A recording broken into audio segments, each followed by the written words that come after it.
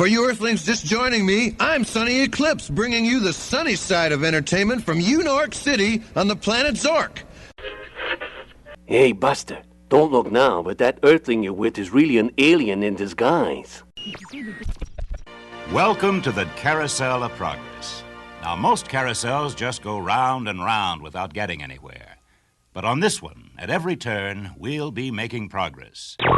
Once you've taken a dream flight, the fantasy flight of your life. Hello, dear. Thanks for calling. Haley Comet, be quiet. Can't you see I'm on the phone? WDW Radio, your information station. Hello, my friend, and welcome to the WDW Radio Show, your Walt Disney World information station. I am your host, Lou Mangello, and this is show number 476, and I'm here once again not only to help you have the best possible vacation experience when you come to Disney, but I also want to bring you a little bit of Disney magic wherever you are with this podcast, videos, blog, live broadcasts on Facebook every Wednesday night, books, audio tours, logo gear, and lots more. You can find everything over at wdwradio.com. So if I asked you to come up with a list of reasons why you love and continue to visit Walt Disney World, I'm sure you could very easily come up with a list of top 10 reasons, with 10 being more like guidelines, of course. And for me, near or really at the very top of my list is something that I'm sure would also be on yours, the cast members. But I also imagine that you may have actually imagined yourself as a cast member or even took the steps to becoming one. And so, because I believe strongly, very strongly, that the cast member roles are so important, fun, and in many cases, truly magical, this week we're going to look at the top 10 cast member roles in Walt Disney World. These are both ones we admire and ones we would like to be ourselves. And then I'm going to ask you to share your dream cast member role with me. I'll then have the answer to our last Walt Disney World trivia question of the week and pose a new challenge for your chance to win a Disney Prize package. Then stay tuned to the end of the show. I'm going to have some updates about upcoming events, cruises, meets of the month, my Momentum event coming back to Walt Disney World this fall, your voicemails, and more.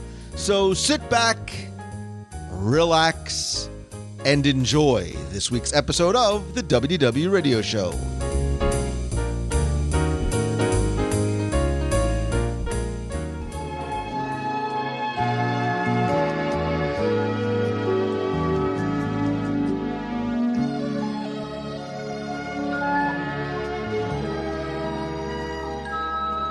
We've all thought about it, imagined it, dreamed it, maybe even planned it. In fact, I know some of you that are listening have already done it. You followed your dream of being part of the magic that you love so much, and you actually became a cast member. And Walt Disney World, for example, is the largest single-site employer in the United States with more than, I think it's now about 68,000 cast members on site. There are so many jobs and roles in every field and discipline imaginable. And Disney is twice the size of Manhattan. It's the same size as San Francisco.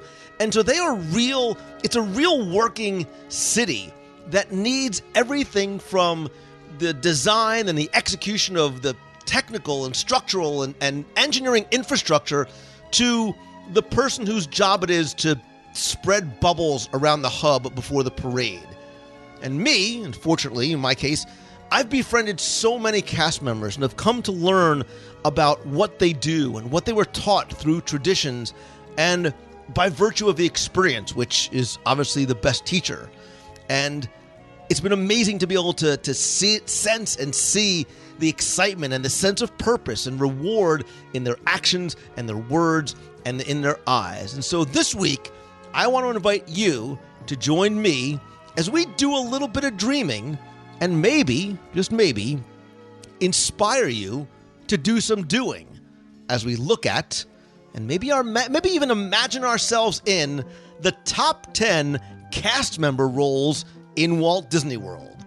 And joining me once again is a man whose name is, at least we're relatively near, the top of the list of the top 10 people I love doing top 10s with. He is Tim Foster, or now he has requested to be known as Big Daddy. I can't talk after you introduce me.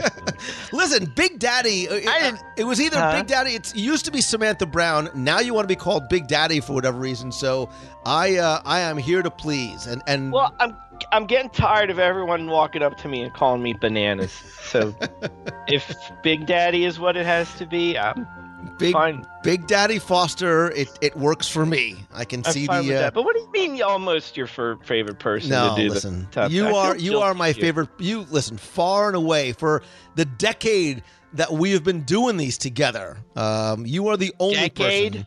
Decade. Holy wow! That's right. This is the 10-year anniversary of WDW Radio. Congratulations, Lou. Why are you laughing? Like, is it like you couldn't believe I lasted this long? No. Tim's like, I agreed to do one top 10. 10 years later, the top 10 top 10s in the past 10 years. Oh, wait a minute. That's a poll that has to happen. I never thought I lost the how long would you last pool at episode 18, I think. So I'd long forgotten about it. But. You lost the Lou Mangello Deadpool, but that's all right. And listen, 50 issues of me. Throwing my plug there. There you go. 50. Look at that. See that? We've come a long way, baby. There's a symmetry to this. We have come a long way since that first fateful meeting at the Swan Ballroom back in 2005-ish, somewhere around there. Yeah. Crazy. So listen, I can't believe in the 10 years we've been doing this, I think we've probably alluded to cast member roles that we would like to have. Maybe we did a little armchair imagineering, a little armchair dreaming. And so I think it would be fun to do what we think are the top 10 cast member roles at Walt Disney World. And look, however you put together your list, whether it's wrong, I know. No, I don't think it's wrong. But I'm curious as you go through it, is it, excuse me, the roles that you think are the most prestigious, the most sought after, or are they the roles that Big Daddy Timmy Foster wishes he could do? I'm okay with little Timmy Foster, by the way. Well, Magic Kingdom Bubble Spreader was first on my list, but you whacked that off immediately, like you always do. But that's okay. I was kind of going for ways in which I can make magic. That's the way I was approaching it, if that makes sense. It absolutely does. And it was weird because, like I said, we kind of touched on these from the opposite direction a few times. So it was interesting to think of it from the cast member point of view side. So this will be fun. I'm going to be curious because I think this is obviously such a subjective topic. And of course, you, my friend, the listener who's listening, I'm going to ask you at the end to think about it and share what role you would like to have if you are a cast member. And I think you're right, Tim. I think one thing that's going to permeate both of our lists is that these are the magic makers in a lot of different ways. Tim, we are the music makers, and we are the dreamers of dreams. So, of course, because you are my guest, because you are my friend, and because I don't want to steal one of yours, I invite you to please go first. Well, it's fine. I wrote this down. Well, I didn't. I'm going to write it down now. But there's two. I swear they're on your list. And I want to bet money with somebody. But my cat's the only one here. But we'll tell you at the end. I swear there's two on your list. So I'm sure there will be. Because I know what goes on in your head. That's not a place that you want to live. No, dark, scary, dank, smelly place. But anyway, wow. All right. So my first one is I'm right away going off the rails with my first one here. So I'm not going to go with a specific one for my first one. I'm going to go well, go with me. I'm going to go with. 10 years later, why should it not surprise me that you're asking people to stretch the limits of their imaginations and go with you? Go ahead. All right. So what I want to do, I want to be the cast member that makes a dream come true or makes that special memory for someone. Because we've talked about this so many times, our cast members, we all have our favorite cast member stories. And they always seem to happen when you least expect them. And as one of the great things about cast members we talk about all the time is they're empowered to spread the magic and to go that extra mile and to do that extra little thing that needs to be done if they think it needs to be done to get that, to make your trip one that you'll remember for the rest of your life and make that experience the most magical one you ever had. So it's not a specific cast member I'm talking about. It's not necessarily the one selling you the popcorn. It's not the one taking your ticket. It's not the one selling you the balloon, but it's the one that we'll take the balloon guy. I'm the one that if I saw your balloon sail away and I saw your, oh my gosh, my one trip to Walt Disney World and there it goes up in the sky, I'm the one that comes over and says, no, I got you. And I give you a couple more and a sticker and I signed something for it. And I gave you a memory that you're going to keep for the rest of your life. Or I'm the chef that knew that your son had an allergy to peanuts or something, and there was nothing on the menu that he could eat. But I went and I made a special peanut-less brownie with my own two hands and brought it out to you special, which a friend of mine actually told me that happened to him. And which could have been a regular meal with, oh, we can't eat this, into something they remember this for the rest of their lives.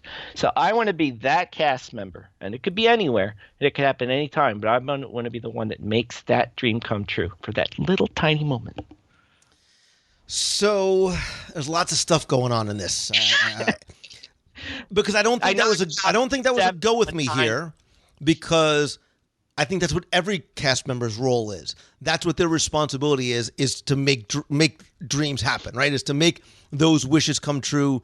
I talk about this when I do a lot of public speaking in terms of, I talk about customer service using Disney as an example, and the Disney difference in how they approach customer service, because everybody's job is to do that. It doesn't matter what role you're in. They are trained and empowered to make those kind of things happen. You don't need to be a manager. You don't need to be a higher up. You're able to do big and small things to let people have a magical vacation experience. That's why we go. I think more importantly, that's why we go back.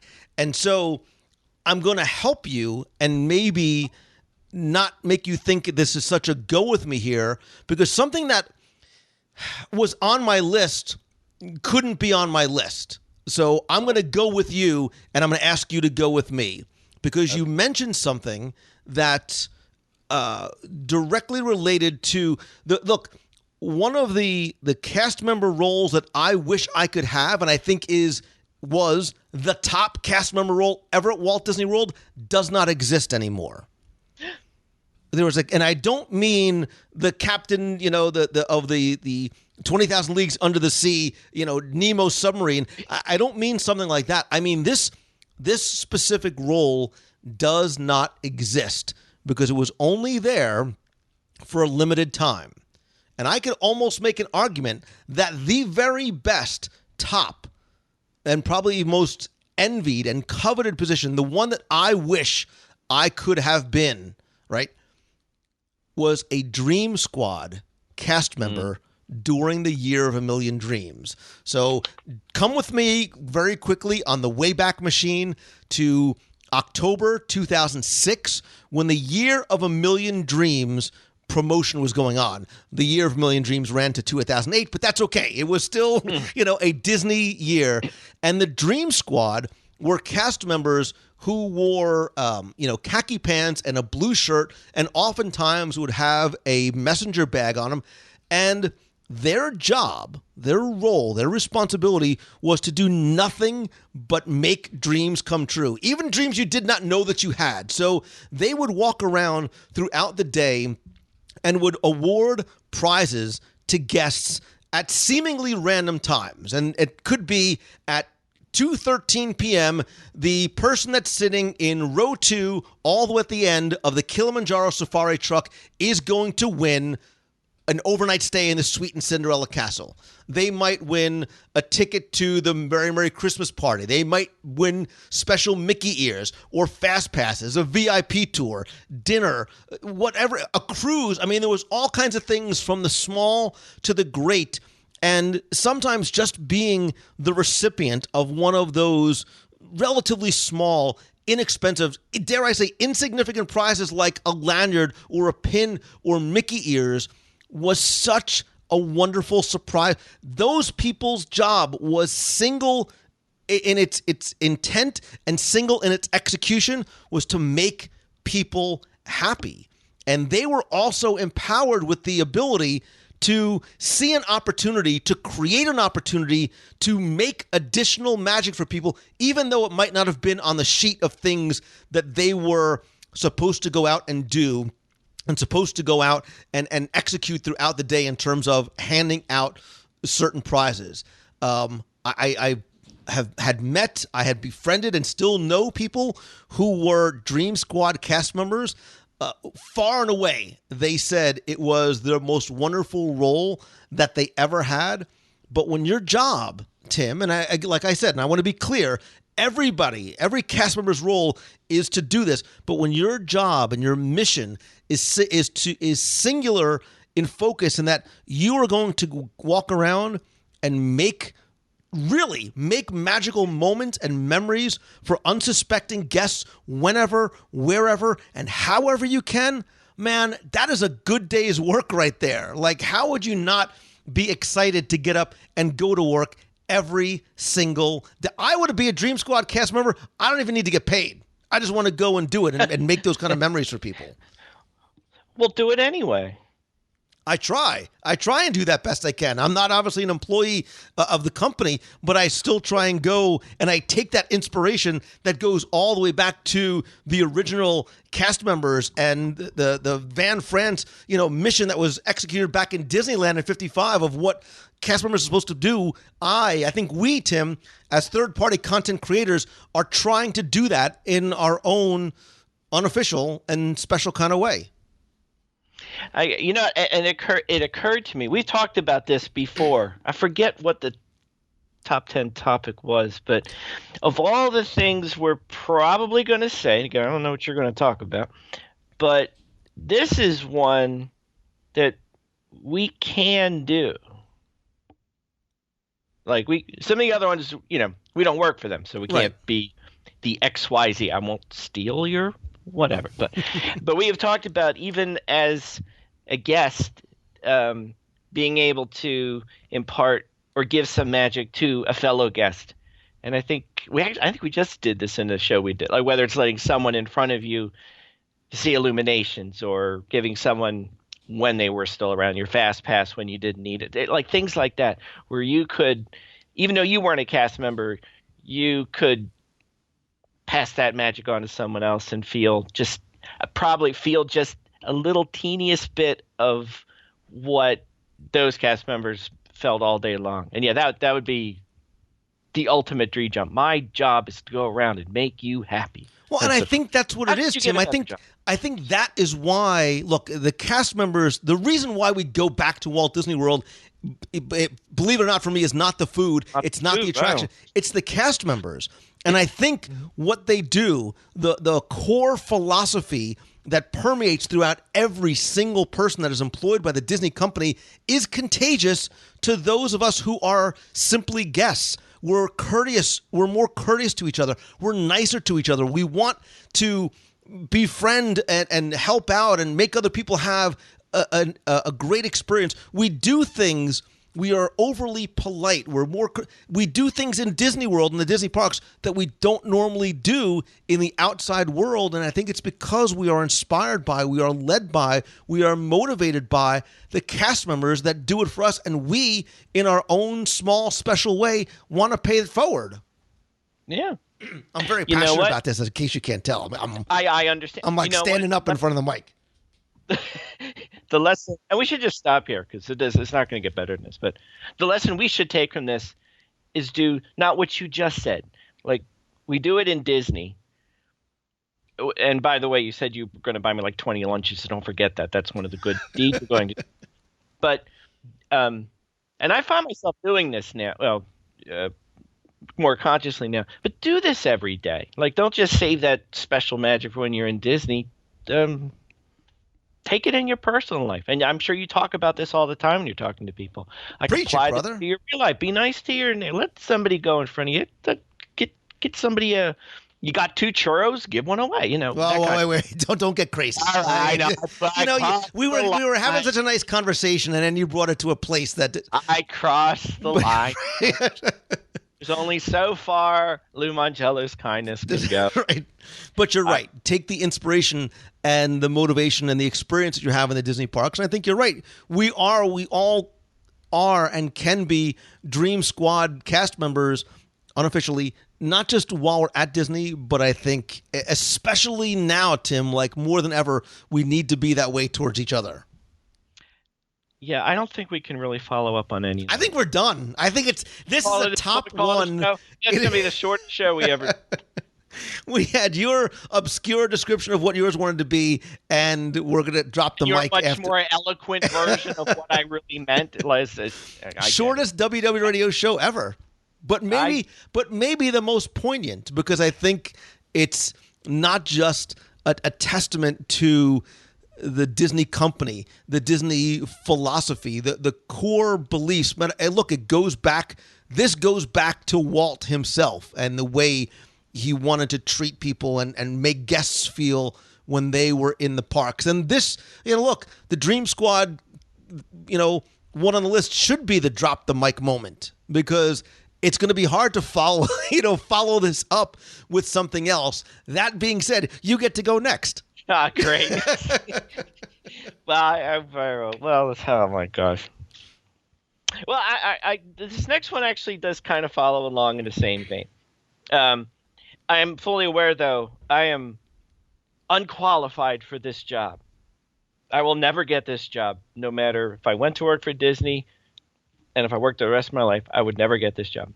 But Tinkerbell? I would love to be. You want to be Tinkerbell? Well, spoiler, sorry. That's actually on my list, but that's coming late. And I can get away with it. You can get away with it. Well, I don't know if I can get away with it, but I want to be I don't even know what the term for this is. I want to work the Kid Cot tables at World Showcase. I like it. Yes, and I love one of the. I don't know if I'm sure I've mentioned this many times. Back when we were having all our fan meets in the parks around in December, and back in the good old days, as when you saw little Timmy Foster walking through this ballroom with his but having my guide to the magic for kids, and we were doing tours. One of my most cherished memories of Walt Disney World, apart from being with my family and even ahead of palling around with you, but was taking a group of kids and their families along on a tour of I think we did Epcot once and Magic Kingdom once, but just being able to share the magic more or less, and not with just the kids but the parents too, but get everybody involved, and it's nice seeing kids getting involved and having a good time. And how do I say this? Like, they're in charge. They're not just following along where mom and dad want to go, and we have to go into this store and do that. It's here's this word again, empowering the kids to be. They're the ones in charge of the vacation or of this particular moment, and they know about the little facts and little secrets about where they're going, and they're the leader of the family, pointing out this and that and everything else. So it's that kind of feeling that it is one of the things I'll always remember and probably the closest I would get to repeating that was if I was able to work at a Kid Cot table and help the kids, color in their Duffy the Bear mask, or tell them what their name is in their whatever language is for the pavilion they're in. Just talk to them, just interact with them. And because to me, Kid Cot is such a special place because it's a place where the kids can experience World Showcase, and this is for them. It's not for the parents. It's not for the whole family. It's not something the kid has to sit through while they're waiting. This is strictly for them. And every time I go past a Kid Cot table, there's kids, and they love it. And they're involved. They're doing something. They're learning. They might not know it, but they're learning a little something. But again, my only regret is that since I don't actually live in Morocco or Japan or any of these places, I won't be able to work at any of the tables anytime soon. But if I could, that would be a job. I would love to do that. That's what I was going to ask you. Like, okay, clearly you could work in the American Adventure Pavilion, but I don't even know, where are you like from originally? UK, Arendelle? Like, where is the Foster family from? Tatooine. Never mind. So if you what could, am I? Is that what you're asking? Where is your heritage take you back to? Primarily English. Okay. Listen, the UK's got good food. Carol Stein, one of my favorites. Speaking of awesome, amazing cast members that I love so much, Carol Stein is there tickling the ivories. Now, there's not a Czechoslovakian pavilion, but that would work for me too. But when the Poland kiosk is up at International Food and Wine, I'm the first one in line. Are you down? Yeah, with the some pierogies and some guankies. Oh, I'm a pierogi. Oh yeah, baby. I'm coming to your house for Christmas this year. Yeah. Now we're having the ones that are frozen. I pop in the oven. That'll be okay. I don't know why I see you guys ordering Chinese food for Christmas, but anyway, okay. So, well, and that's interesting, and I that was something. There was something on my list that it's hard to describe, and you sort of alluded to it too. Look, I think one thing that we love doing, right? You with the Guide to the Magic Books and Celebrations magazine, and me with the books and the show and the audio tours, is we want to enhance people's experiences when they not only when they can't get to, not only want to bring it to them when they can't get to the park, but when they are there, we want to make it better for them. And something that I had on my list, but then I sort of took it off, was to be a VIP tour guide. Right? I don't even like the word VIP because I think everybody is a VIP. That's how you're supposed to be. But I thought about being a tour guide, and for a long time I would do tours of the parks, very different than what the VIP tour guides do, because what I would do is I would take people through, for example, Magic Kingdom, and there was no set path. I didn't have a spiel or a script that I followed, but I really would want to take people through, and I would base it, depending on who was there, it would be a lot of the history and the stories and the details, and it would sort of be customized on the fly to who was there and very, very interactive. Whereas the VIP tour guides, help you get fast passes and dining reservations and skip the lines, and they do add some of that too. But I loved, for me, the freedom and the flexibility to really adjusting based on who was there and knowing when they first went and their favorite attractions and their memories and their interest levels in certain things, because that's what I think we try and do with the various types of content we create, is give them that virtual tour of the parks or a virtual tour of the history, all in an effort to make their experience better and richer and deeper and more appreciative of the stories and the details that the Imagineers put in. Exactly. Whoa. So that was mine, but not really mine, because it was on my list, but not on my list. Well, I just want to add before, I don't even know whose turn it is, but one of the, because you mentioned it, like taking people, there was a fine line here I was kind of thinking of when you were saying that. Like when you're showing people around, like if it's your family, you're taking them around, and it's one thing to point out, hey, look at that up there, and notice whatever it is. We're not. I hope we're not doing it to show off or try and be an expert or anything. But with that in mind, my most favorite moments. I like pointing out things to people that they might not have noticed before, like showing my parents, a hidden Mickey or something like that they didn't notice. But what I love seeing more is when I see, going back to the kids again, is when I'm seeing a kid, whether it's my daughter, your son, or somebody else's child that I might not even know them, but they will run over, say we're in the Seas with Nemo, or in the interactive area, and they go up to one of the murals in Bruce's area, and the child will, come here, Mom, Dad, come here, and they pulls him over.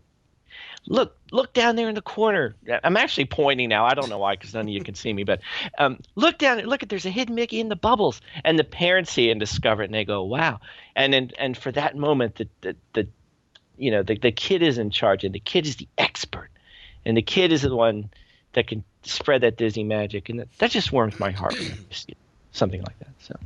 I agree, and you're right. It's one thing to see an adult; it's another to see the expression and the wonder on the face of a child. But I feel like I cheated to a certain degree and put tour guide in there. So by all means, please go next. Wow, I wasn't expecting to be next. Let's see. I did that. If you have one, go ahead, because I wasn't sure which one. I have, Tim, I actually have. You got to do one. There are two I swear they're going to be on your list, and I want to hear you talking about. Well, I have a bunch on my list, and they really do run the entire spectrum. And the ones that are on there are not necessarily ones that you might think, right? You might say, "Oh, Lou wants to be a butler at the Haunted Mansion," or that was one. A jungle. That was what? It's right there. I wrote it. No, or even a Jungle Cruise skipper, because I think to a certain degree you need to stick to a script and a certain demeanor and a certain type of character, which is fine. So that'll even lead me to one that was on my list, because while I love the attractions themselves and the butlers and the skippers and an exceptional butler and skipper can help make or break your attraction, I would love to be friends with some of my favorite characters, right? Mm-hmm. I think to be somebody that you always imagined you were as a child, whether it's Peter Pan, whether it's Tinker. No, hold on. Don't rattle off like 32 of them, because I have one. Okay, well, no. So let's do this together, because I think being friends with one of our personal favorite characters. Look, it goes back to what you said, Tim. To be able to meet kids and get down on one knee and look them in the eye and at their level, which is so important. You talk with kids, not at kids.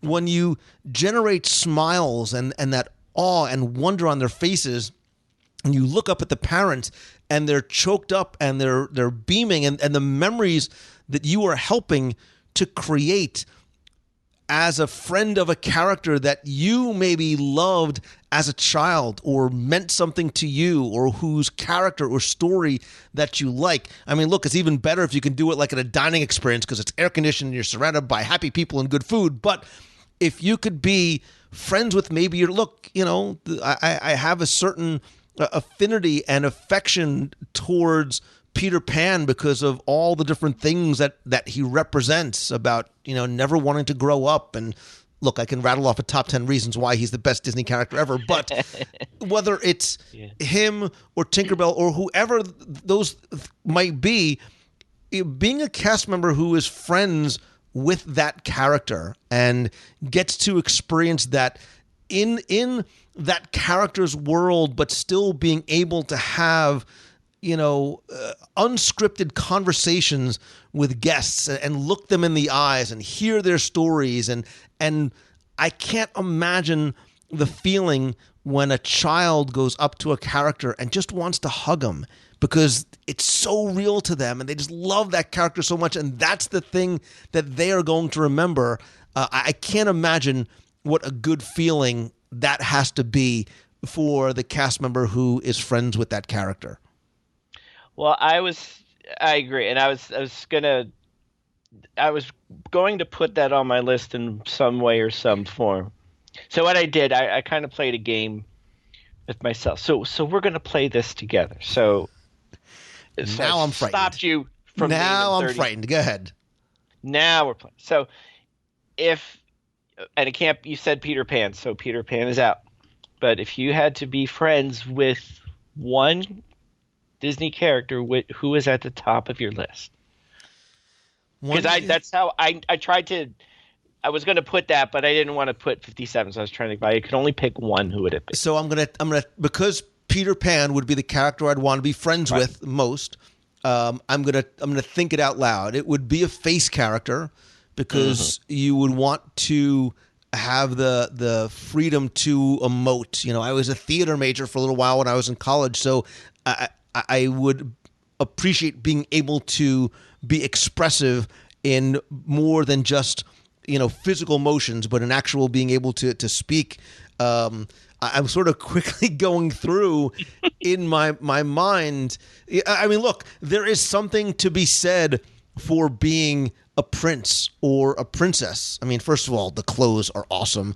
You know, your hair is perfect. You know, the kids love you. You're going to be signing autographs. You know, I'm saying it half jokingly, but you know, and obviously Peter Pan is still my answer, but you know, being Disney royalty, maybe being Bert, maybe being friends with Bert from there you go. Something cool about being a prince or princess, but I don't want to feel like I want to be royalty. I want to be a chimney sweep who brings happiness to people in the most simplest kind of ways with a chalk drawing and stuff like that. So I would be friends with Bert. That's fun. I got a Vanellope von Schweetz vibe from you, though. I'm more of a savory than sweet. You know that. You hear me say that ad nauseum, but no. And I was thinking of this, and everything you said was wonderful. I almost did a really bad King Candy impression too, but I know. I should move on. Go ahead. Everyone do it. Please keep going. Good. I want to hear yours. All right. Now, I actually end up, for the character I picked, I went in the totally opposite direction of what. If you say Tarzan and Timmy Foster is going to be friends with. No, okay. I'm not judging, but loincloth is probably not the best look for you. I've met you, so. You didn't like that? But that was for you. All right. So my role as the friend of this character would not. I will get there eventually, but in the immediate sense, it's not to bring joy to this child's Disney experience. My role is to instill fear, and it's still. Well, there you go. So instead of making you laugh, I want to make you scream. I nailed it down. I wanted to be friends with Darth Vader at the Jedi training trials of the Temple. One, but for a couple reasons. One, it's Darth Vader. You don't have to say any more than that. It would be so cool. But I think having had nephews and nieces do this, it's and everything you said, a personal interaction, being able to talk to them, sign autographs is all great. One of the unique things about the Darth Vader experience is the look on the child's face, the feeling they have that, well, one, they have defeated the ultimate bad villain in the universe, the Dark Lord of the Sith. I own you now. You're mine. But that they, in the words of my nephew, as we walked through Star Tours queue, he looked up and he just said, "This is my dream." And being able to see that child's face, clash lightsabers with you and defeat you as my friend Darth Vader, but knowing that they've experienced something that they're huge fans of, they want to be a part of. I wish I was in that universe, and they got to experience for that one minute. And Or they go the alternate route on the YouTube video. I'm sure everybody has seen of of the young girl who, instead of clashing lightsabers with the Dark Lord of the Sith, kneels down and bows and gives herself over to the dark side of the Force, which I think is one of the most precious Disney moments I've ever seen. But the idea of being, Darth Vader and being cool and all that, but being able to let a child live out their fantasy of being in the Star Wars universe, and I think would be the coolest thing, just to see that, the look on their face when they got you. That might be one of the more interesting choices I have ever heard Timmy Foster make. And I had a real tough time continuing to listen, because when you said Darth Vader, because you don't necessarily strike me, or probably anybody who's listening or met you, as the most dark, imposing, scary character on the planet. So when you said you as Darth Vader, I only pictured you as Darth Vader doing the MC Hammer "You Can't Touch Us" dance during the hyperspace hoopla. Well, that was you can do that too. You can take Darth Vader to a whole new level. But let's just, let's sort of maybe extrapolate a little bit more from that, because I think for so many people, especially those in our generation that grew up as 7-year-old kids, taking the tube from the Christmas wrapping and beating our friends and brothers with, because we were pretending they were lightsabers. Why instead can you not come over to the Jedi side? Why can you not train young Padawans, be an even-keeled Jedi master, showing how to use a lightsaber to defeat evil and use the Force in proper ways for the betterment of all people, rather than the guy that has daddy son issues and there's a lot of reasons not to be Darth Vader and to be a Jedi instead. Well, from my viewpoint, the Jedi are evil. So it's Tim Foster Tim at celebrationspress.com. Evil is a point of view. This is a whole other side of you that I never knew. What if we wake up and realize we're on the wrong side? And I just saw Rogue One, so I'm all Darth Vadered up anyway. So. All right, that's fine. I'm looking forward to the. You listen. You can be Vader. I prefer. It's interesting, because if I was to ask you if you could be any Star Wars character, who would you be? I think Vader would probably have been the last person I would have expected you to say. Oh, I mean, if I wanted to be in the universe and be someone, I'd want to be BB-8. I don't want to be Darth Vader. You know what? I think the less you say at this point, the better it is for you. Everyone would love me. Everyone would want to pick me up and just hold me and cuddle me. You can't cuddle BB-8. Listen, I'm the same shape as BB-8. You can't pick me up and cuddle me. So don't you count on next time I'm coming down. I'm gonna. Did you get the BB-8 pajamas I sent you? I did not, but I would be Obi-Wan Kenobi. I was thinking though, because I was saying this because you're giving me grief because I'm the meanest bad guy of all and whatever. But the concept though of having a child live out the story. I realized also happens in Enchanted Tales with Belle. So why don't I switch my answer? Oh no! Belle. It's way too late for that. The clothes are better, like you said. And I don't think so. I listen. I would be Obi-Wan Kenobi for so many reasons that we will not get into, but I think he represented all that was noble about the and respectful of his use of the Force. He was a general. He was a master to young Luke Skywalker. He lied. He betrayed and murdered your father. No, in a certain way of looking at it, he actually did. From a certain point of view. Yeah. And they didn't change his ghost at the end to Hayden Christensen, which is just abysmal. But anyway, let's move on. You would be Vader, I would be Obi-Wan, and you would strike me down, and I'll become more powerful than you can possibly imagine. Anyway, I think it's my turn. Yes? Sure. I don't even know how many rules have been thrown out the window. Yeah, clearly. Gosh, there are so many All right, so I'm going to go maybe a role that is not one that is heralded or maybe one that people think about, maybe even are aware of. And for lack of a better term, I'm just going to call it park ops, right? I'm going to call it park operations. Because as a park operations cast member, at least, and look, I have never been a cast member. I've never worked for the company, but this is how I sort of envision them being. And that's why I'm sort of giving them that name. I look at the park operation cast members, and the lead cast members are those who are the frontline problem solvers and the true magic makers. They have exceptional knowledge of the parks. They are the people that have the answers. More importantly, they are the people that have solutions when problems do arise, and maybe there's a little bit of pixie dust that needs sprinkling.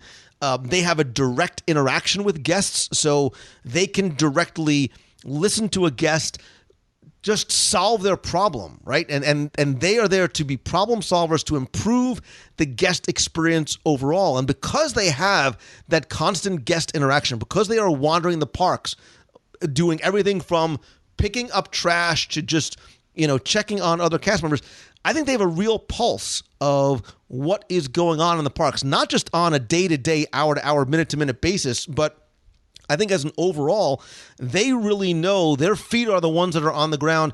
They can move that feedback up the ladder to the decision makers, to some of the people that help direct the overarching goal and direction of the park.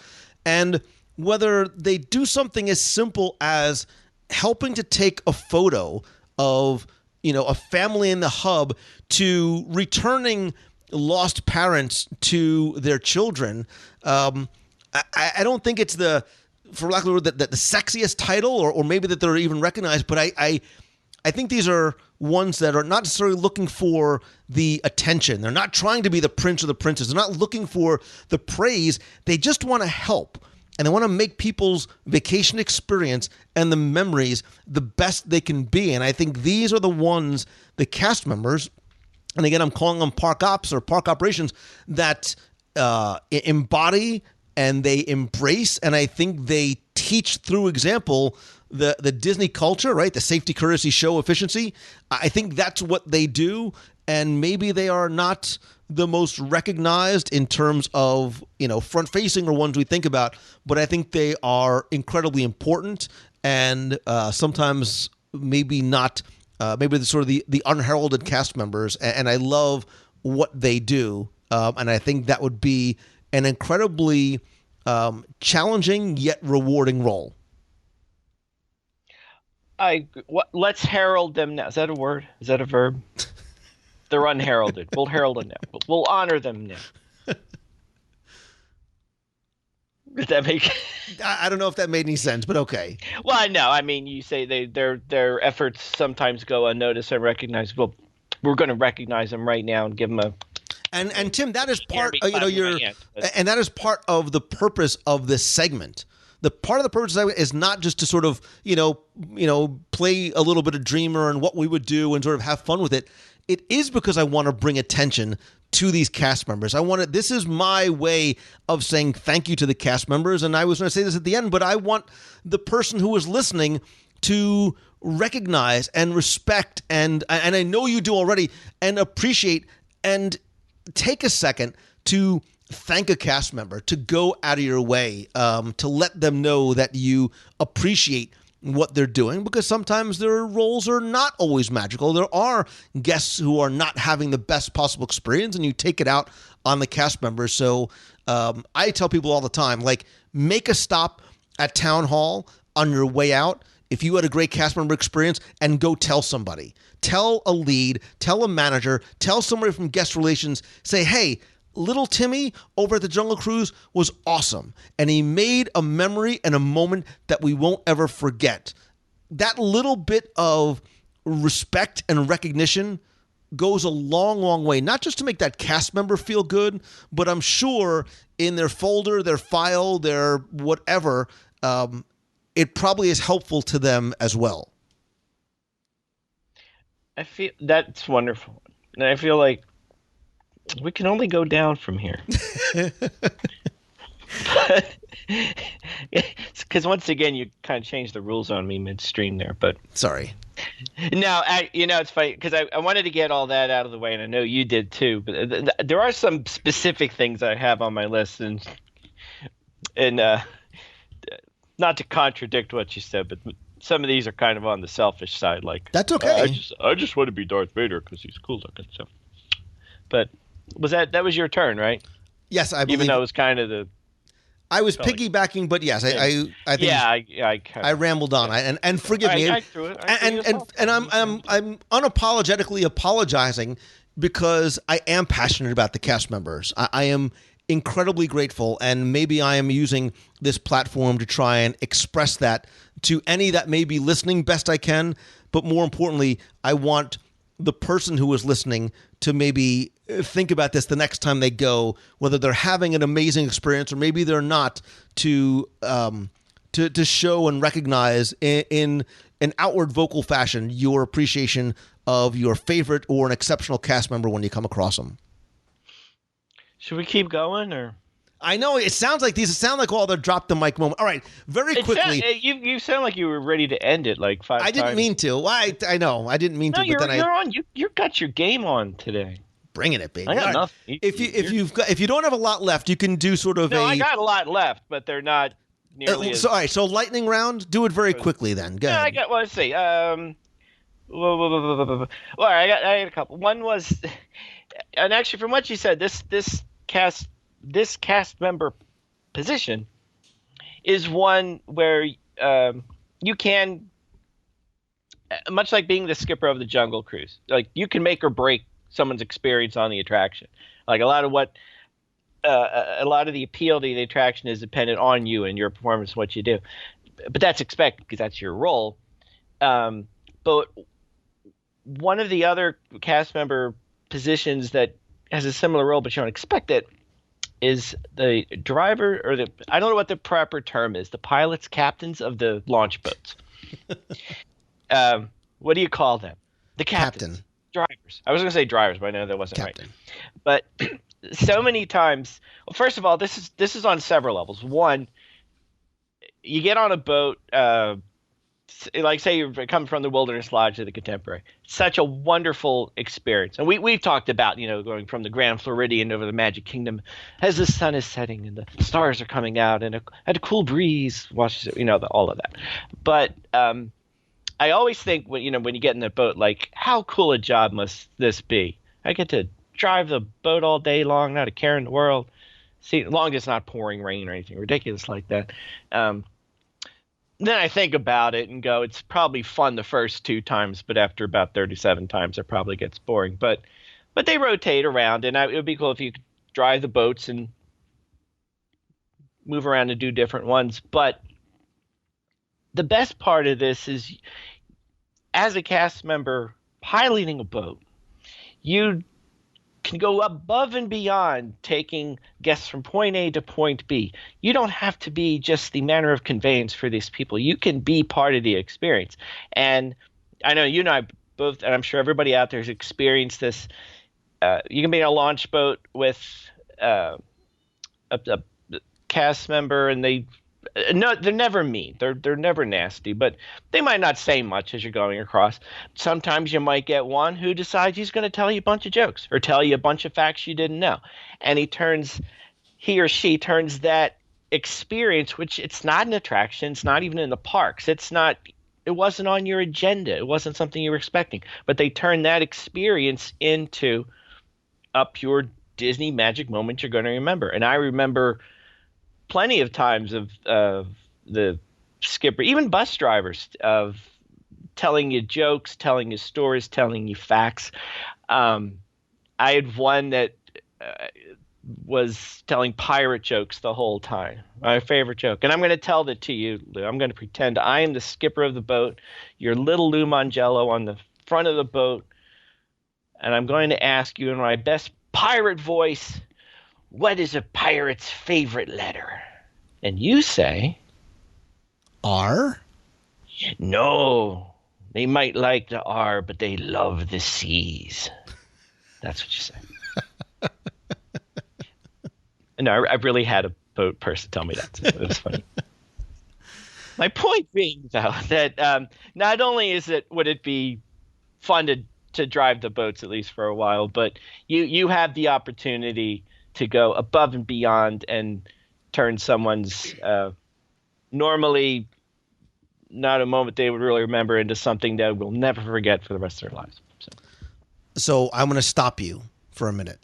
Good, because I'm done.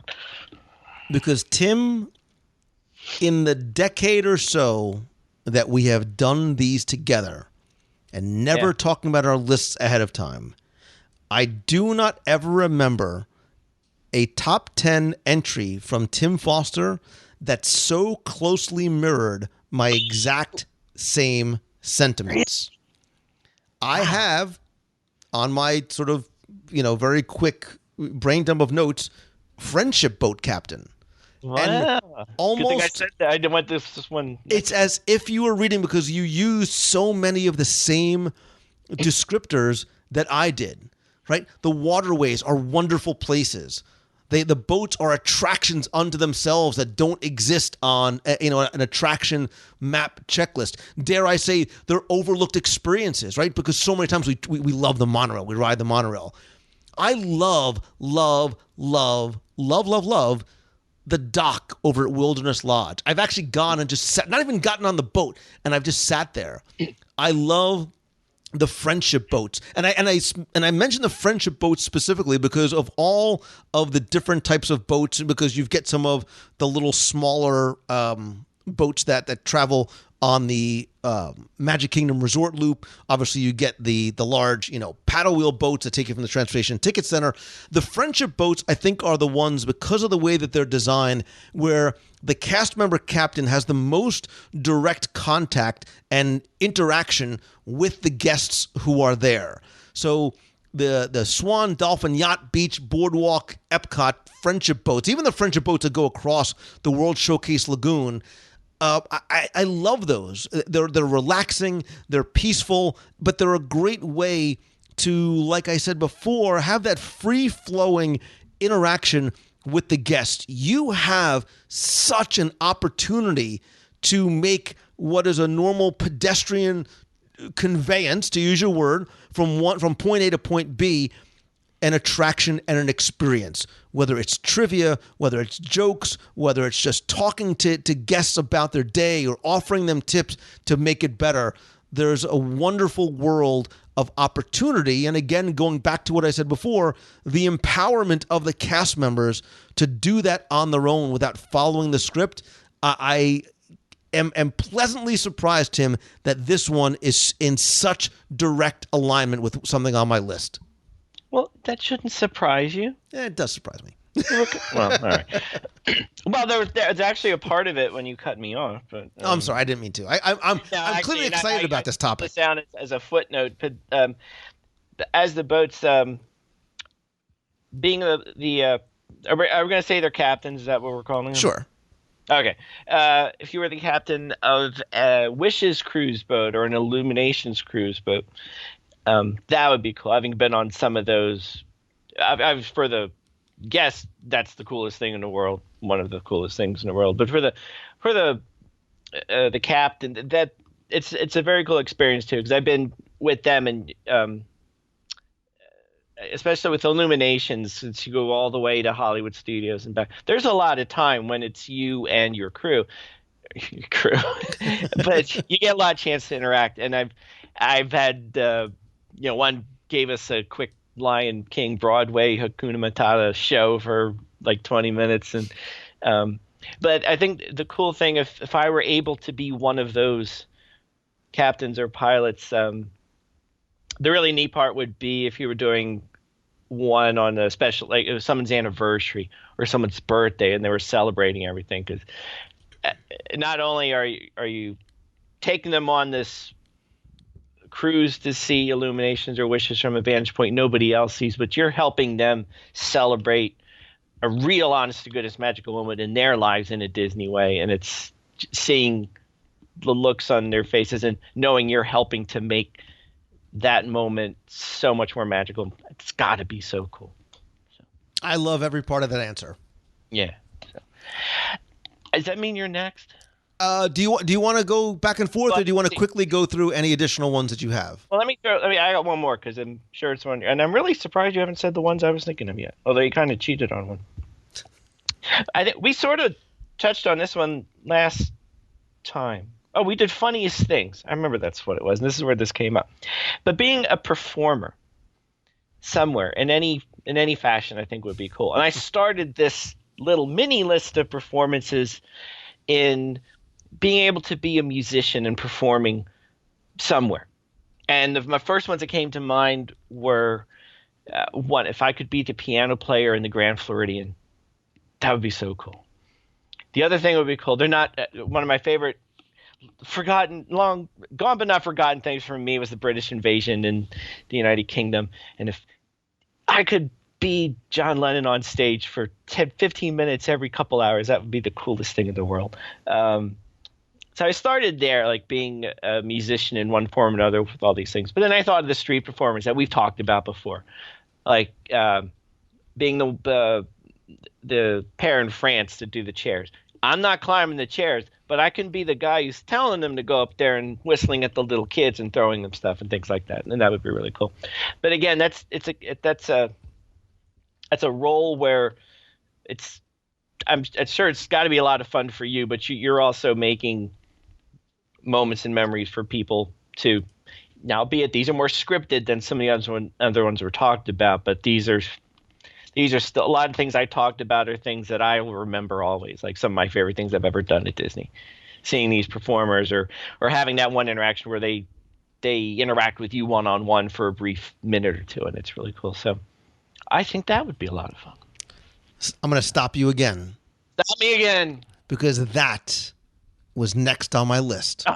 All right, I'm just going to shut up now. No, Tim, what I love is that how so many of our answers are in alignment. And I think it's a little bit of appreciation of who these performers are and what they do and the experience that they give us, so much so that we wish we could do that as well.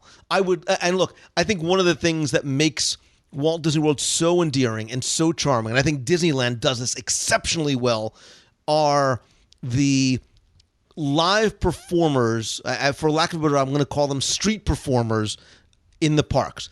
The citizens of Main Street. Hildegard, Olivia Harding, if you're listening, you know how much I love you.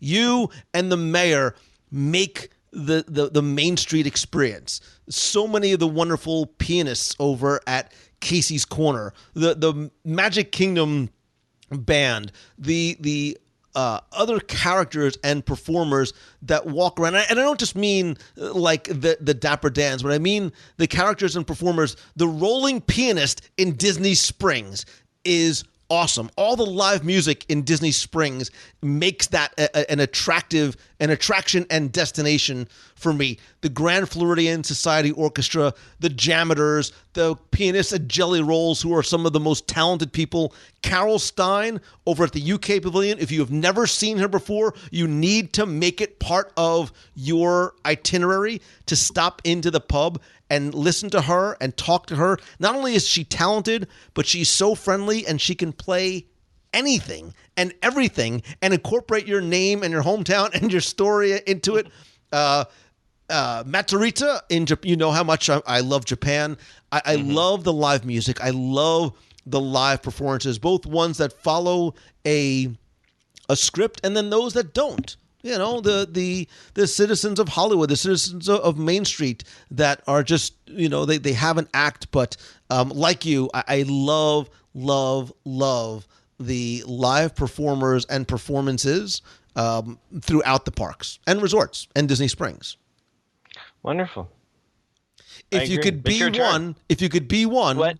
Who, and assuming that you had the talent to go with it, because they are incredibly talented, right. What performer would you be? Well, I already said I want to be John Lennon, but that would be your gig. That's my gig. All right, good to know. But they're not, beyond that. I want to be the juggler. Sergio, you want to be Sergio in Italy? On the boardwalk. Oh, the boardwalk juggler. Sure, why not? Okay. I don't know. Who do you want to be? I don't know. There's so many. They're so talented. I love watching and listening performances like the taiko drummers in Japan, but I don't know if I would want to be gosh, you could pull it. You could pull it off. I could. Those things are so heavy. Like, how do you even get those on the plane? So I don't know. I don't know what. You could be one of the acrobats in China. What are you trying to say? That I'm so small, I could be an acrobat. Graceful and. Do you have anything else on your list? Yeah. Hold on. I had. Well, I kind of following on the lines of the performers we talked about. I did think of the behind-the-scenes performers of the interactive attractions that are, they're attractions, but a lot of the humor and fun in them is driven by the cast members behind the scenes, whether you're playing Crush or Buddy Boyle or Marty Wazowski in the Monsters Laugh Floor.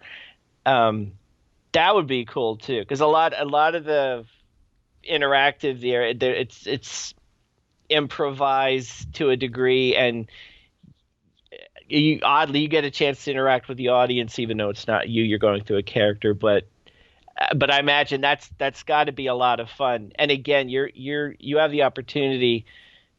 You're not just have a scripted page that you're going by. You're getting a chance to interact with people, interact with kids, and again, give them a moment they'll never forget that's unique to them. It's not a moment that everybody can share or experience. It's your joke that got told, or you were the kid in the red sweater in the front row to ask me a question about how long sea turtles lived or something like that. So that kind of went along with the live performers.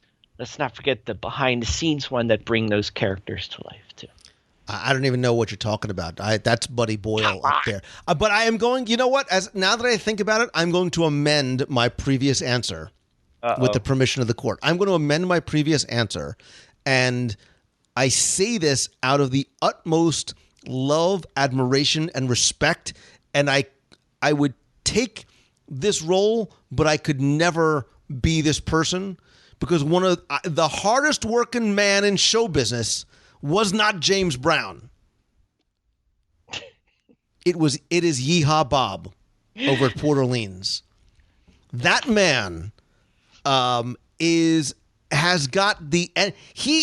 a bundle of energy. He puts on the most amazing performance night after night after night. And the nights that he's off, he's doing it for charity. He's doing it for churches. He's doing it for Give Kids a World. He is the hardest working, most fun, interactive, kid-friendly experience anywhere. That's why guests get there 2 hours before he goes on. He is a true entertainer. He is one of the most talented pianists I've ever met. He is a comedian. He is a songwriter. He is a singer. He is an entertainer. He's incredibly smart. You will meet this guy once and tell him your name or where you're from, and if you go back months later, there's a good chance he'll remember you. By the way, there's really good food at River Rouge Lounge too. But I could never be Yeehaw Bob, but Yeehaw Bob is everybody is talented, but he is exceptional. He's exceptional. I agree. Another thing before you get to your 23 add-ons, I had one more. Or two more. One. Well, anyway, when you said what cast member role would you want to play for a day, I had to stop myself short from turning that into, if I could be an Imagineer for a day, I would do that, or being an animator, or taking on some other role within the Disney empire. But one did come to mind. If, as an artist, if you had dreamed of being a Disney animator or working on that side of the Disney experience, persona, world, whatever you want to call it. But there, as a cast member, you could have lived. That's not there anymore. But one of my favorite things was the Magic of Disney and Disney Animation Tour. And one of the things I would have loved to do, been able to do, would be the one who would teach everybody how to draw Goofy or Buzz Lightyear or whoever, to be able to not only be able to draw it, but be able to teach people how to have them follow along. Again, imparting them with an experience that they won't forget, or even not even that specific, but being the artist. And we talked about these people that be the janitor, quote unquote, near Spaceship Earth that pulls the mop out and draws Donald Duck on the pavement. Somebody like that. But so basically, a way to fulfill that dream of being an animator or a Disney artist, but through the guise of being a cast member, which they were playing ways to do. And I thought that would be fun too. And there are many that are like that. And look, so many of the creatives are both backstage, whether they work for, the design group or Yellow Shoes, and there are many of them that are on stage. And some of the most talented people don't necessarily even work in attractions or in Art of Disney. Look, the next time you go over to Art of Animation Resort in the lobby, I ask you to please seek out Jason Zucker, who I had on the show and became friends with years ago when he used to work at the watch. Remember the old watch shop at on Sunset Boulevard, on Hollywood and Sunset Boulevard, that you can get the custom watches? Well, Jason is there now, and he leads, much like the old Magic of Disney Animation, he leads free animation drawing classes of Disney characters, and he's in the lobby. It's free. I think he's there 3 times a day. He's incredibly gifted and giving in terms of his time and his talents. And I think, to your point, Tim, that's one thing I think that I love too, is that there are so many talented creatives backstage and on stage in so many different roles that share their gift with us in so many different ways. So, and you as a very, very creative person, I understand and I appreciate and I respect that, because I have no artistic ability to that end. So I have an even greater admiration and appreciation for those cast members. Yeah. No, actually, as you were saying that, I was realizing, and by the way, I might be scared of It's a Small World and Dumbo and things like that, but being Tinkerbell for a night flying from the castle, that would be something I would never forget, for sure. But so I realized the people watching probably wouldn't forget that either if you were flying from the scream. Right. I can tell you that.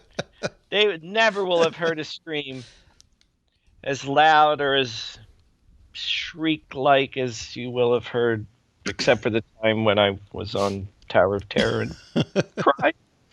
But I realize, and I'm sure you have some more to do. My list is exhausted, but I did realize, without thinking it too much when we started this, but when you first threw out the idea of, what cast member role do you want to be for a day, which is how we phrased it, like, I think the immediate thought would be like, what, I want to be, I want to be a friend of the genie, or I want to drive the, something selfish, I guess is what I'm saying. But what occurred to me, pretty much everything on our list was not about us. And it wasn't about what we would want to do and living out our dream. It was, we were really coming up with ways where we can best give that magic to other people, which is what this is all about, which it always is about. But I realized that pretty much everything we did and said was about that. It was not just it wasn't fulfilling our dream. It was fulfilling the dream of a guest, big or small, young or old, or whatever. So, and I think that's pretty cool, because I didn't go into it thinking that way, but that's how it turned out. Right, and that's what it is. It's selfless as opposed to selfish, and I think that's what the hallmark of all the Disney. Look, and that's what makes the Disney parks such and parks. I mean, also cruise line and resorts. Understand? I mean, everybody. That's what makes it such an exceptional experience. It's why we go back and love it. And then there's podcasts and blogs and books and all these things about Disney, because it's beyond just the attractions. And you know what, Tim? I don't have an exhaustive or exhausting list of honorable mentions. Look, from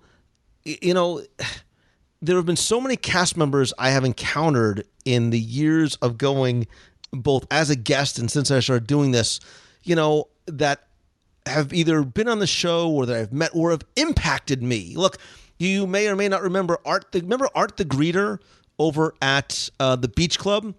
Yes. And so you have Art was a legendary cast member.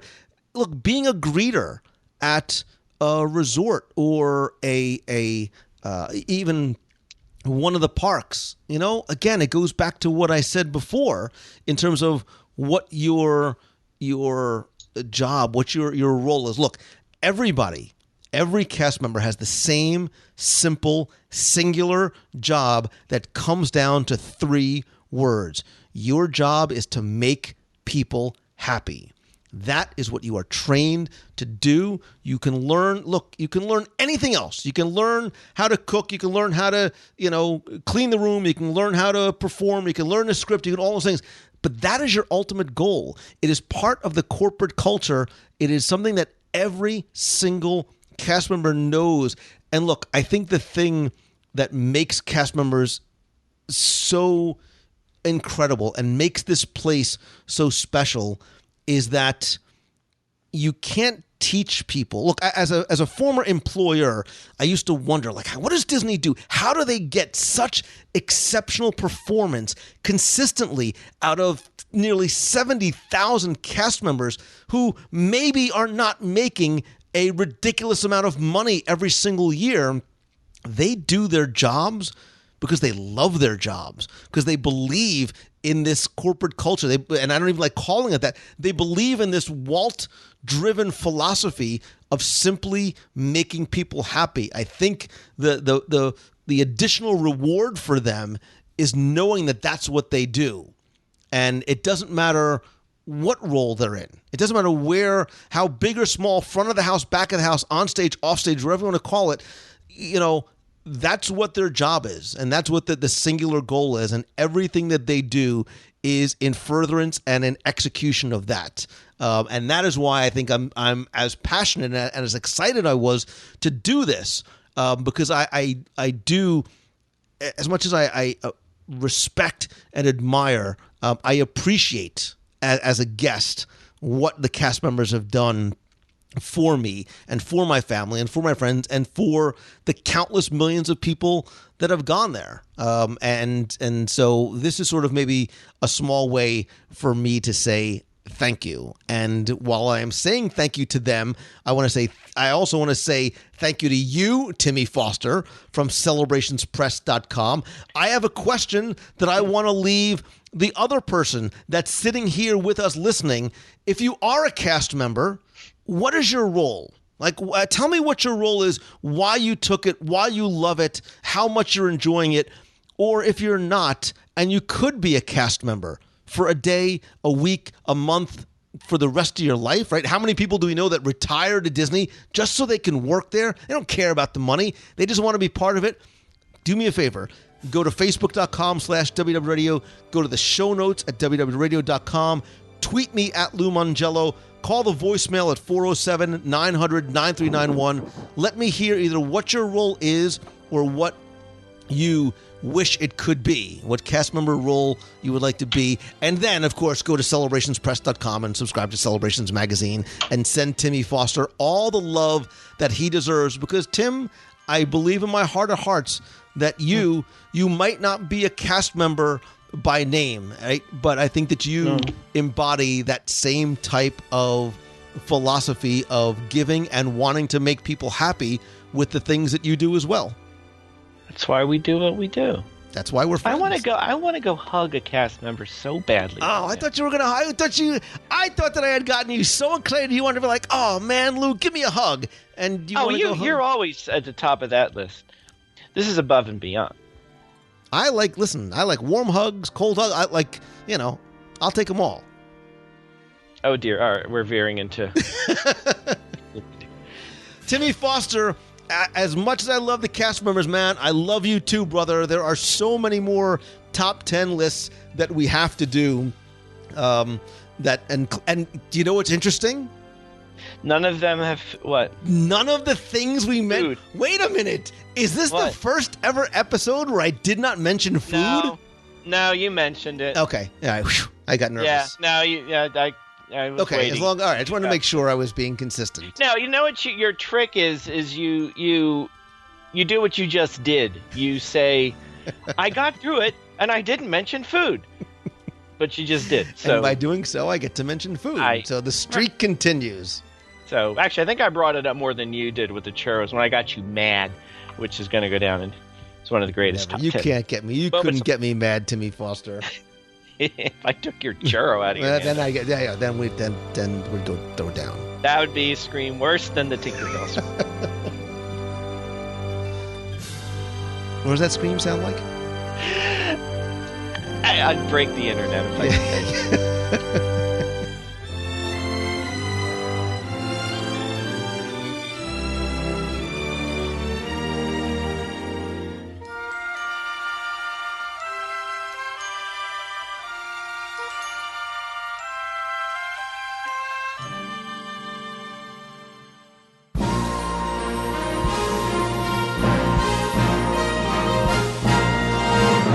It's time for our Walt Disney World trivia question of the week, where I invite you to test your knowledge of Walt Disney World's history, or to see how well you pay attention to the details, sometimes in what you see, sometimes in what you hear, maybe even what you eat. And if you think you know the answer, you can enter via our online form for a chance to win a Disney prize package.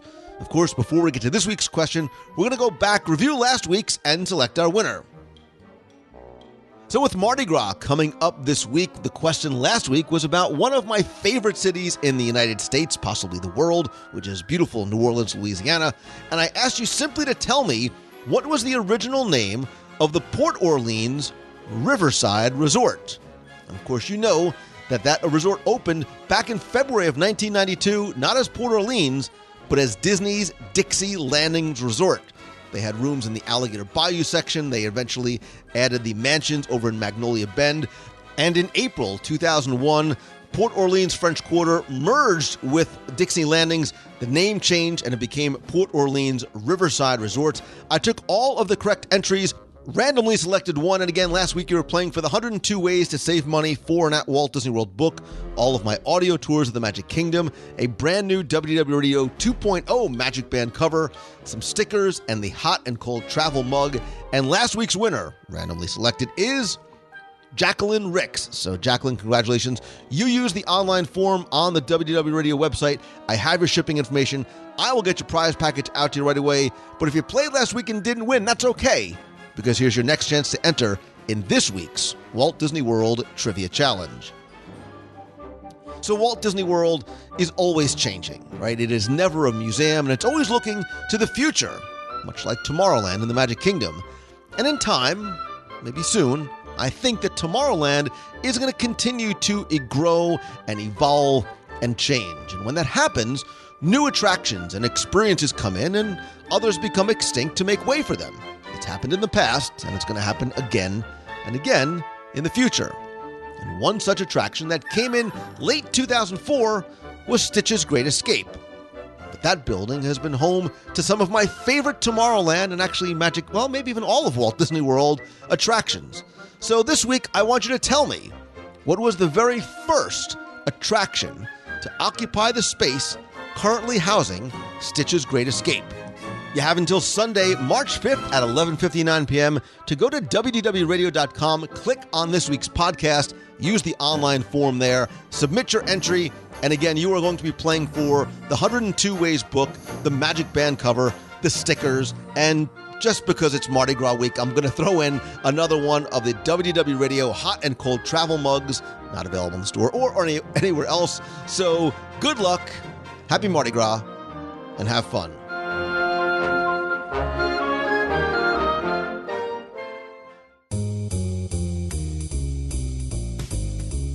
That's going to do it for this week's show. Thank you again so much for taking the time to tune in and share your time with me. I hope you enjoyed this week's show.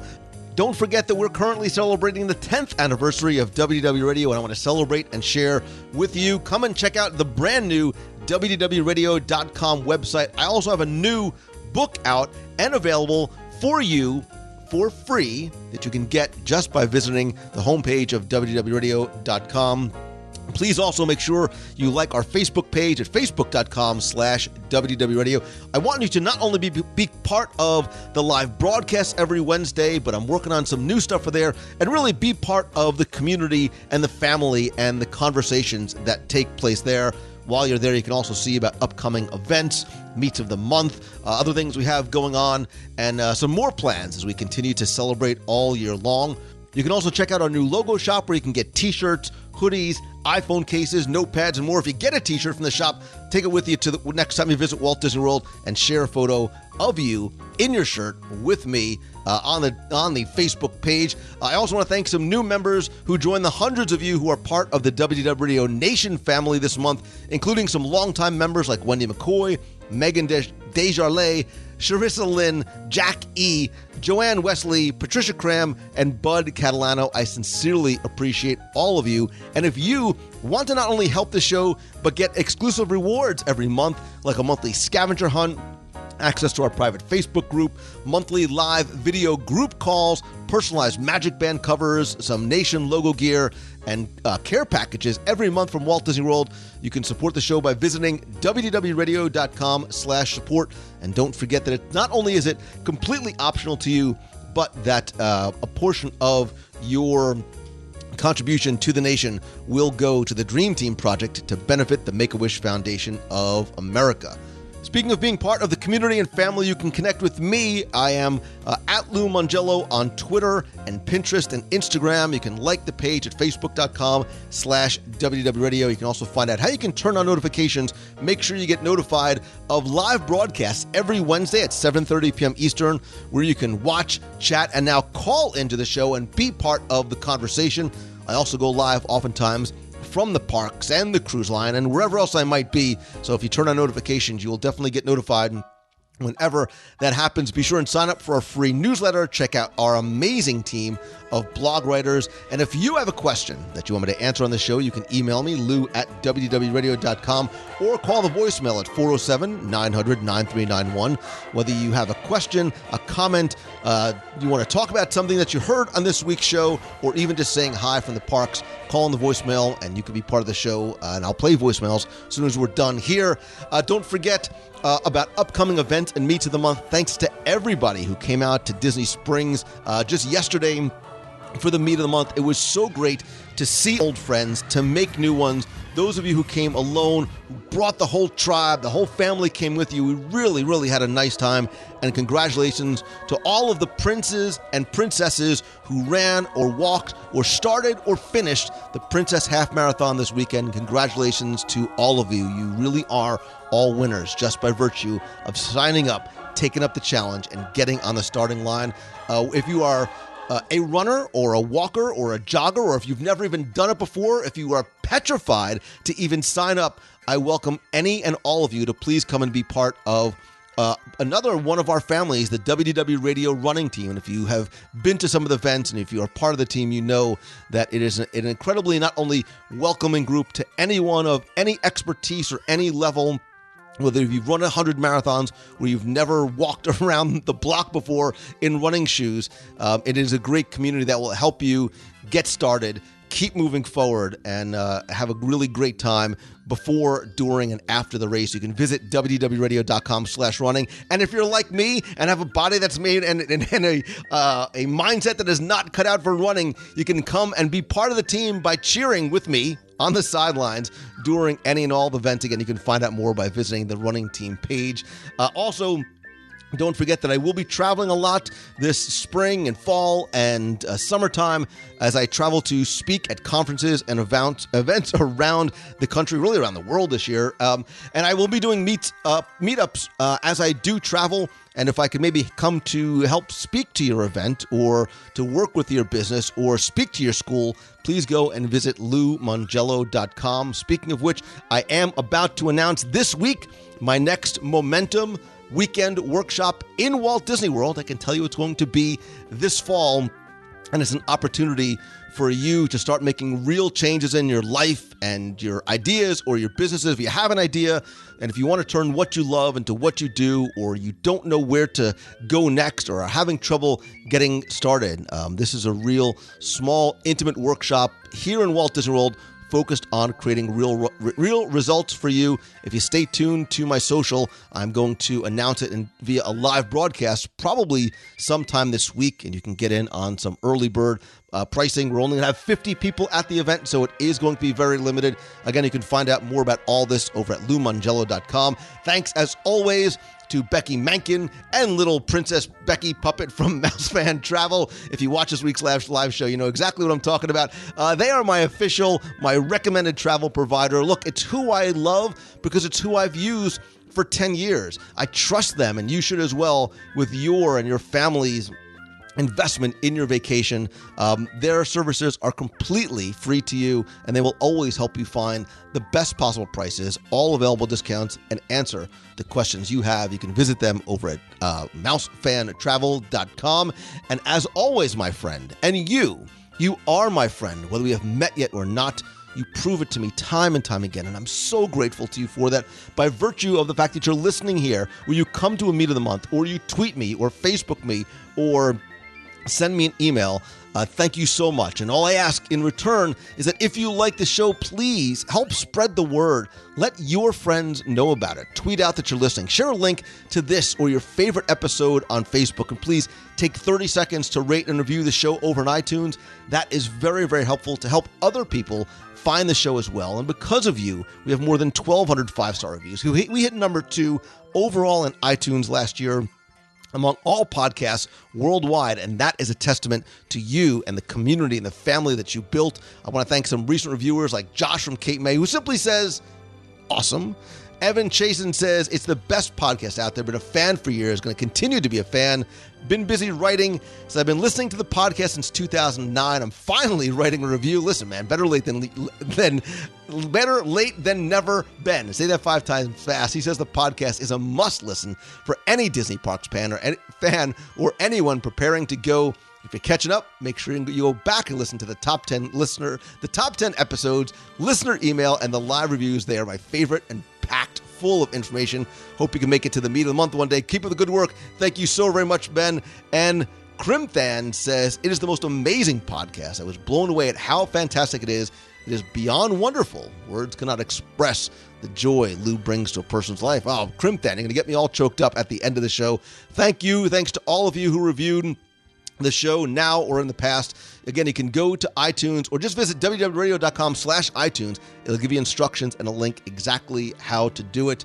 Finally, I have to say it again and again and again because I just don't know how else to express my most sincerest and heartfelt thanks to you for spending and sharing your time with me. I am super, super grateful to you. It was so nice to meet so many more of you this past weekend, either with a sweaty hug on the Princess Marathon course or at the meet of the month, or even just virtually via a tweet or a Facebook message. You are the one that inspires me. You are the one that keeps me so happy and, more importantly, so positive every single day. And don't underestimate that, right? Don't underestimate the importance of being positive and having a positive mindset always. Look, I am an internal, unapologetic optimist, right? Like if I see dog poop under the Christmas tree, I know that there's a puppy nearby. So I always look for the positive side of things. And if you do that, right? If you always find the positive sides and spins to whatever it is that you encounter, I promise you, I guarantee you, a much better, happier, and more fulfilled life. So stay positive, stay hungry, keep moving forward, and I hope this is your best week ever. So until next time, thanks again. See ya.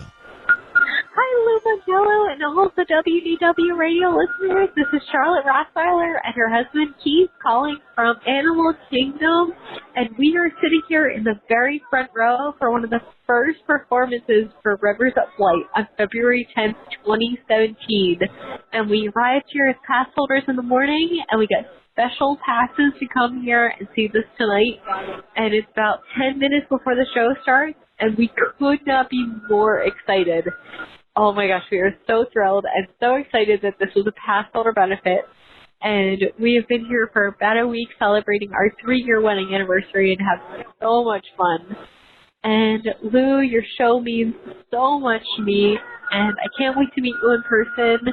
And I hope everything is well with all of your listeners and everything. So have a magical wake to you, Lou, and to all of the WDW radio family. Thanks a lot. Bye. Hey, Lou. It's Rachel from Westminster, Maryland. I called, I guess, a couple days ago, let you know that I was here for my first solo trip, and now I'm sitting over in the courtyard getting ready to watch Wishes, and I just had my first full day in the Magic Kingdom all by myself, and it was awesome.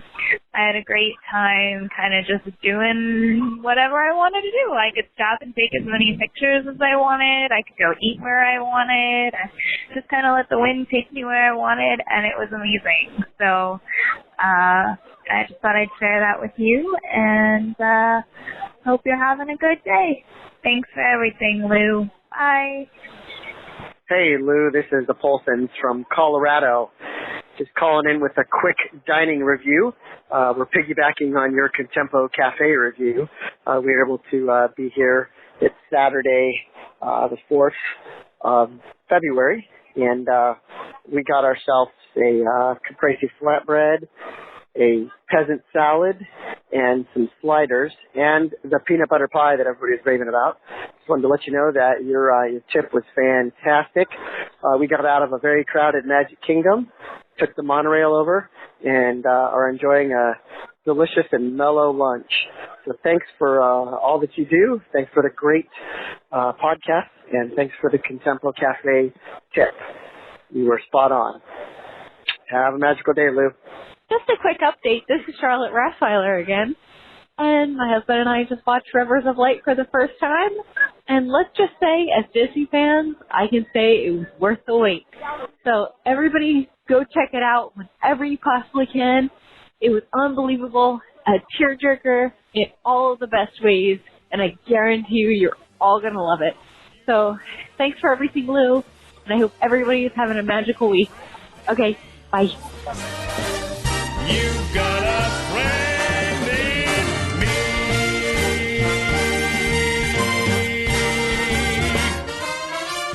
Yeah.